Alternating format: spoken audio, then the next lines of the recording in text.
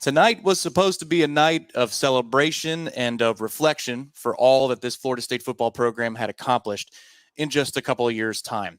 And for a brief moment, it was, but then about a half a quarter into the football game, it turned into a night of dejection, a night in which there was a feeling in the pit of your stomachs if you were watching this game on television across the country, or if you were in Doak Campbell Stadium and you saw the injury yourself. But a figure, a person who was celebrated as the face of the change, the rapid change you had seen from a team that went under 500 to a team that is now squarely in the college football playoff chase.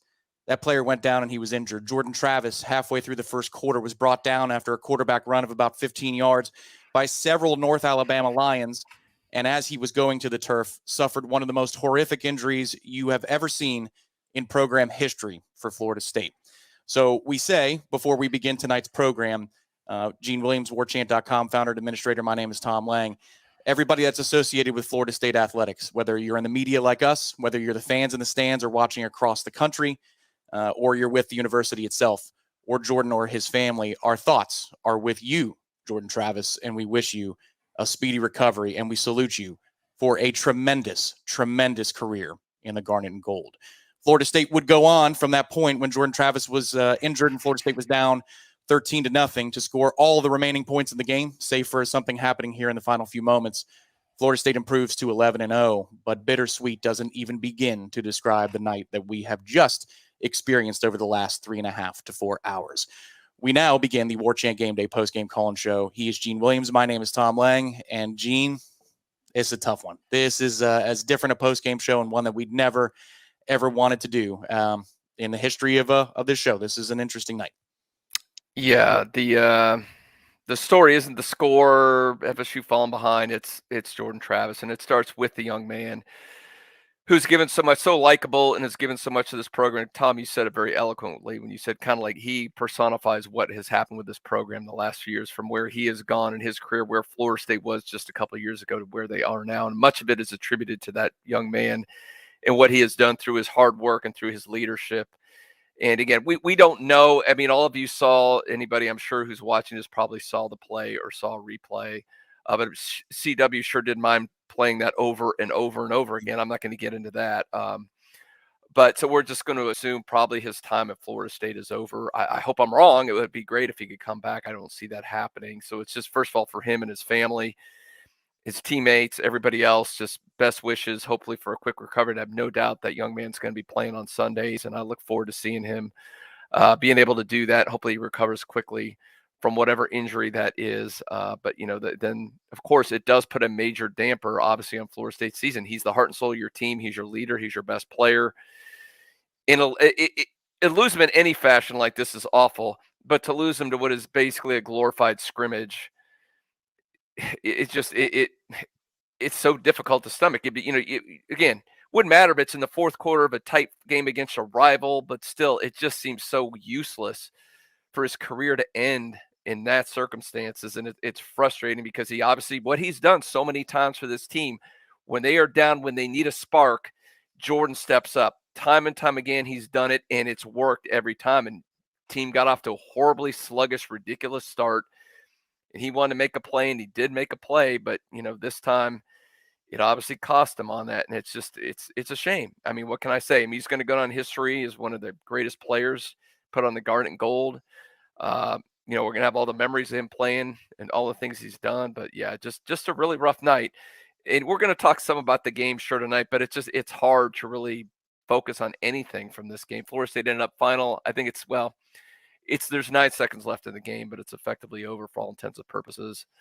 They're going to be 11-0, which is great, but and we'll get into that too. What does this mean for this team going forward? What does it mean for their playoff hopes? And what does it mean if they get in the playoffs without Jordan Travis? Obviously, a lot of big questions to address, and we'll take your questions on comments and then phone calls here shortly. And I'm sure that's going to be the number one topic, Tom, throughout the rest of the night. That's got to be. It's just it's numbing. And again, this is secondary to Jordan's, health and Jordan's career. So we all understand. It looks like Florida State scored in the last play. I don't know if they blocked it. Something happened. There was some kind of turnover on the last play. So Florida State gets to rub a little salt in that wound. It just wasn't a very classy North Alabama team. And I don't know if that play was dirty or not, but they were definitely very chippy out there. A lot of stuff I did not appreciate. So I don't really mind rubbing it in their face on a final score. Yeah, it's there are circumstances that affect Florida State football. First and foremost, that moment that Jordan goes down, and look, the television cameras captured it very clearly live in the moment. It's one of those things, Gene, where you've seen horrific injuries in sport across them all, and it doesn't make sense to your brain at first. You're saying that's an optical illusion, and then you realize it's not an optical Yeah, when you're illusion. looking at that leg and you're going, something doesn't look right. It Yep. took me a minute to completely process, and then I was in shock. Like, this can't be happening. No, it's a moment that makes you gasp. And he's down on the ground, he's in pain, and you see Trey Benson on a knee. He's just weeping, and he's being consoled by Kevin Knowles. And the moment as it's passing, you're in disbelief and hope for him that he'll be okay. As he's loaded onto the cart, the entirety of Florida State's roster spills onto the field to show their support. And the camera work from the television broadcast wasn't great initially, in that you couldn't see what was happening. They were giving you like the helicopter camera of him being removed from the field, but it did cut back just in time to see Jordan touch his heart and then point to the crowd and thank them for their support. And it's just a moment that you were hoping, Gene, there was a sentimental factor to tonight that was all about Jordan walking out of the tunnel, as he did about 30, 40 minutes earlier, to take a photo with Mike Norvell, to take a photo with his family, to be presented on senior night as so many have. And it's a right, and it's a right that he's earned. It ends in a different sentimental way. And it's a brutal, brutal night for this program. It's a sad night for this program. And it's just one that we will continue as the broadcast on to document, Gene, because Tate Rodemaker is now your starting quarterback for the foreseeable future. I mean, let's not kid ourselves. And then the implications of what it means in terms of the playoff committee and them taking injuries into account. It's just what a devastating, devastating night for Florida State football, in a night in which they do go to 11-0.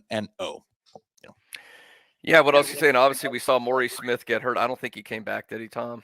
No, and he's been Darius battling took all the through. snaps. I know he battled through it. I was even thinking going into this game, did he even need to play? This would be a good one for him to take off to rest up for that Florida game. You got to think whatever he's been battling, it looks like he re-aggravated it, which is not a good sign for him going forward. Obviously, the offensive line had its struggles tonight as well at times. But yeah, just you made this journey. I mean, it's been such an unbelievable journey. I mean, from the lowest of lows to the Jacksonville State game to the boos. And again, I don't like all the stories and the hyperbole about him being booed off the field. I think that's been massively exaggerated. But still, the point is, he was there when this program hit rock bottom. And you and I were there, Tom, doing this show.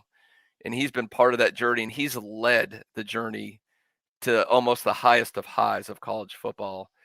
And just to see him do it in the way he's done it, and the way he's done it with class, and just one of the most exciting players in the game. And just like there was a one chapter left for this journey, and the fact that he's not going to be able to finish the book. Yeah. That's the saddest thing to me, that for that young man, I have no doubt he's going to bounce back. He'll go on to have a fine pro career, but just the fact that he cannot finish this journey that he directed at the very end.